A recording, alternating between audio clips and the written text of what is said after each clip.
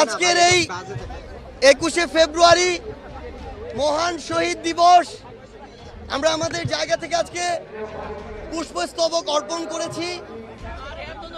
আমরা আমাদের জায়গা থেকে মনে করি সেই 1952 সাল যখন আমাদের পূর্বসূরীরা রাজপথে ভাষার দাবিতে নেমেছিল, তাদেরকেও বাধা দেওয়া হয়েছিল, প্রতিরোধ করা হয়েছিল, 144 ধারা জারি করা হয়েছিল। কিন্তু যৌক্তিক দাবিতে লড়াই করা যখন আমাদের রক্তে, তখন রক্ত দিয়ে জীবন দিয়ে আমরা আমাদের ভাষার দাবি আদায় করে নিয়েছি।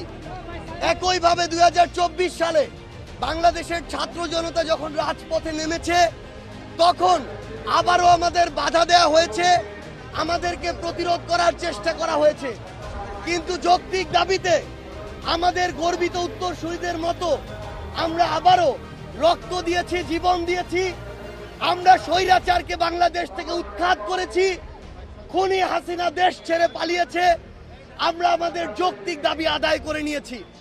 আমরা বিশ্বাস করি 47 থেকে 52, 71 থেকে 24 একই সূত্রে গাথা এই বাংলাদেশে 24-এর অভ্যুত্থানের স্পিরিটকে ধারণ করে 52, 71 দ্বারা উজ্জীবিত হয়ে আগামীর বাংলাদেশ তরুণ প্রজন্মের নেতৃত্বে ছাত্র জনতা ঐক্যবদ্ধভাবে গড়বে।